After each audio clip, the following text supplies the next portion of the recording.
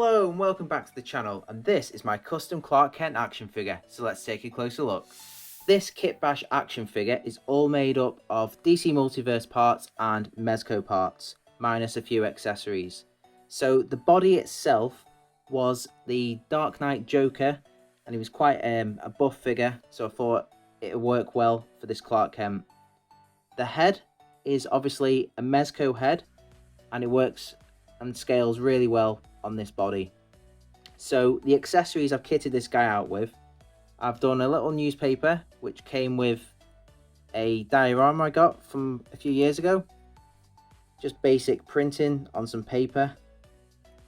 This briefcase here is from a Two-Face figure from DC Collectibles animated series, and I've just had to put some blue tack on his hand here because his hands aren't gripping hands on this guy.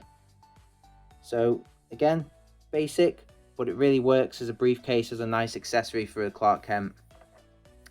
His glasses here were from an Etsy store. Let's get them off here so you can take a closer look. There we go. And they fit and scale on this guy pretty well, I think. So if anyone's interested, it was from an Etsy store in the UK called Molded Candy. And just don't do what I did and break them. This was my first pair and I was a bit too heavy-handed, and I ended up snapping the side of the glasses off. So what I first did when I started this project was strip down the Joker. Obviously took off his original feet.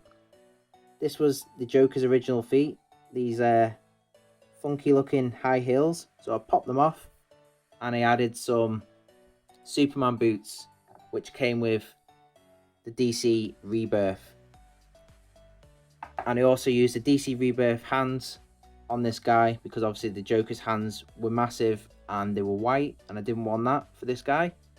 So the skin tone, it was white here, so I've used a flesh color, which is this Citadel flesh tone here.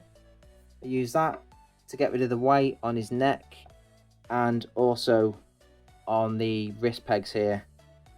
Flaking off a little bit there, but I might retouch that. The coat was originally white and I just used a basic brown acrylic to do that, and I think it's turned out pretty well. It's quite clean on the back. The joints here, from where I've been moving it around, the paint's kind of flaking off a little bit, so I might have to sand these bits down and touch little bits up. Well, that's something I might do at a later date, but for showcase sort of purposes of a thing you can kind of achieve by doing these sort of steps, I think it works. So the tie, I actually painted it in a blood red, and on this plastic it's actually worked very nice. I think it's given it a nice pop to it. Let me know what you think about that. The shirt was originally purple, I think it was. Yeah, it was purple. So I've painted that white.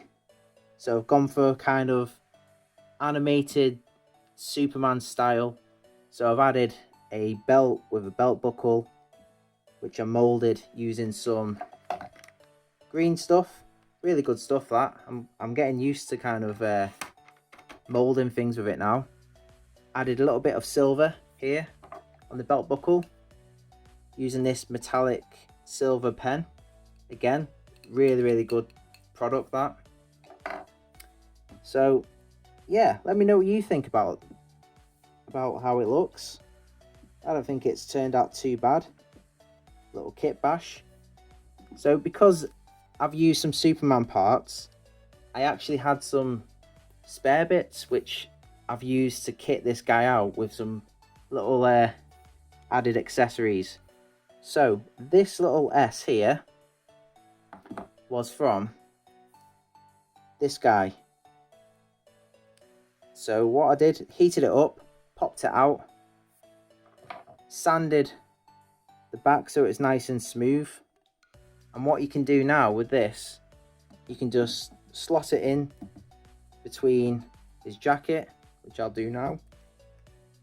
So pop that through there, that onto there, and then you can have like his S with the tie sort of floating, and he can get his arms kind of posed in some kind of way of him pulling out this jacket, which I think works pretty well.